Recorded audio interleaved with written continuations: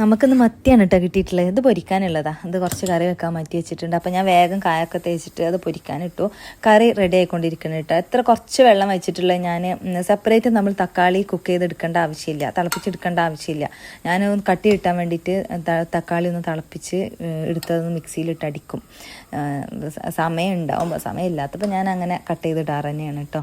പക്ഷേ ഇതാകുമ്പോൾ കുറച്ച് കൂടുതൽ കറി വെക്കണം തോന്നിയിട്ടുണ്ടെങ്കിൽ ഒന്ന് കട്ടിയിലൊക്കെ കുറച്ച് കൂടുതൽ വെക്കാമല്ലോ. അതിൻ്റെ ഇടയിൽ ഞാനൊരു കോഫി കുടിച്ചു. പിന്നെ കുറച്ച് കഴിഞ്ഞപ്പോൾ ഞാൻ കുളിച്ചൊക്കെ വന്നിട്ടാട്ടോ ഭക്ഷണം കഴിക്കാനിരിക്കുന്നത്. അപ്പോൾ പൈനാപ്പിൾ കണ്ടപ്പോൾ ഞാൻ കുറച്ച് പൈനാപ്പിൾ പച്ചടിയും കൂടെ ഉണ്ടാക്കിട്ടോ. നല്ല ടേസ്റ്റ് ഉണ്ടായിരുന്നു പൊരിച്ച ആ മത്തിയും പൈനാപ്പിൾ പച്ചടിയും കൂടെ കഴിക്കാനായിട്ട്. ഞാൻ മത്തി കായം തേച്ചത് നെല്ലിക്കൊക്കെ ഇട്ടിട്ടാട്ടോ. അതൊക്കെ ഭയങ്കര ഇഷ്ടം. എനിക്ക് ഭയങ്കര ഇഷ്ടമാണ് മത്തി.